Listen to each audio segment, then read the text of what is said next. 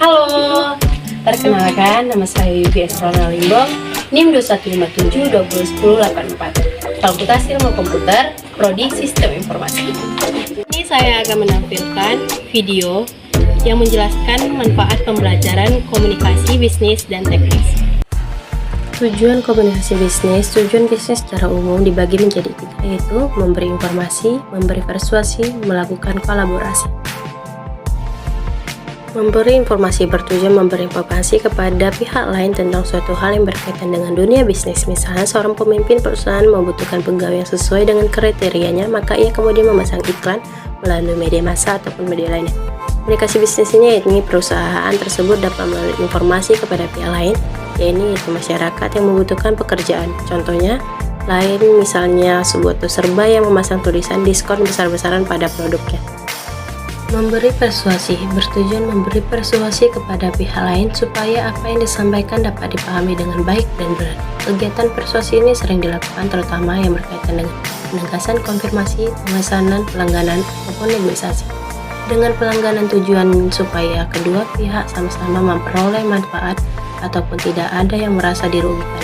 Lalu, melakukan kolaborasi. Komunikasi bisnis bertujuan melakukan kolaborasi ataupun kerjasama bisnis antara perorangan maupun kelompok atau organisasi seseorang ataupun perusahaan dapat negosiasi dengan pelangganan tujuan supaya kedua pihak sama-sama memperoleh melakukan kerjasama bisnis dengan mudah melalui jaringan komunikasi bisnis tersebut. Kerjasama bisnis ini semakin digalakkan seiring perkembangan teknologi komunikasi yang semakin maju. Semua orang dapat melakukan peralatan komunikasi seperti telepon, surat elektro, dan lain-lain. Teknologi komunikasi tersebut sangat penting artinya dalam mempererat kerjasama bisnis.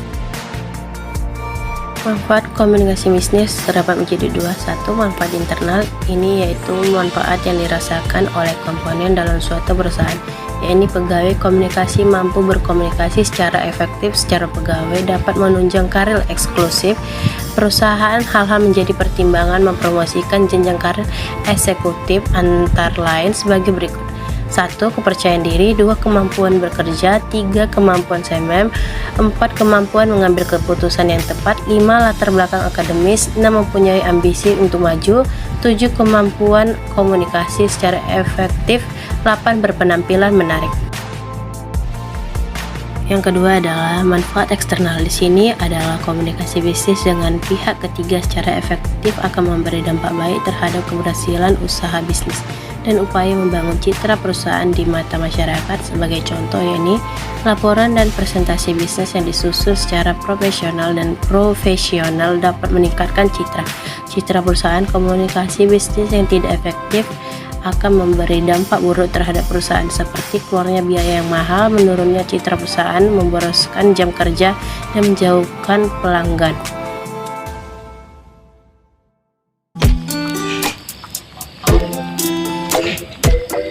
Sekian dari video saya, terima kasih.